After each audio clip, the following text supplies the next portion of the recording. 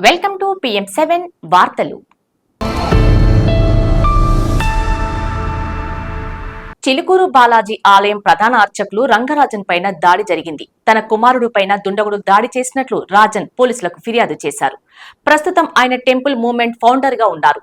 గుర్తు తెలియని వ్యక్తులు ఆలయ సమీపంలోని అర్చకుల ఇంట్లో జొరబడి రంగరాజన్ పైన దాడి చేసి గాయపరిచారని వివరించారు. ఈ ఘటనపై పోలీస్ శాఖ తగిన చర్యలు తీసుకోవాలని ఆయన విజ్ఞప్తి చేశారు.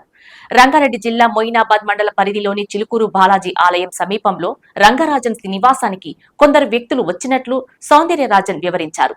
రామరాజ్య స్థాపనకు మద్దతు ఇవ్వాలని కోరినట్లు తెలిపారు. అయితే ఆ సమయంలో దురుసుగా వ్యవహరించారని, వారి మాట కాదన్నందుకు రంగరాజన్ పైన దాడికి పాల్పడ్డాడని లేఖలో పేర్కొన్నారు. హింసించడంతో పాటుగా తన పైన దాడికి పాల్పడ్డారని చెప్పుకొచ్చారు. ఈ దాడికి దిగిన వారితో పాటుగా పరోక్షంగా కారణమైన వారిని గుర్తించి చర్యలు తీసుకోవాలని కోరారు.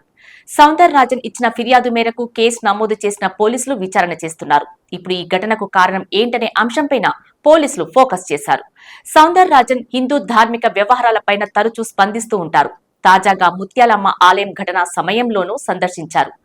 ఏపీ డిప్యూటీ సీఎం పవన్ సనాతన హిందూ బోర్డు ఏర్పాటు డిమాండ్ కు మద్దతు ఇచ్చారు.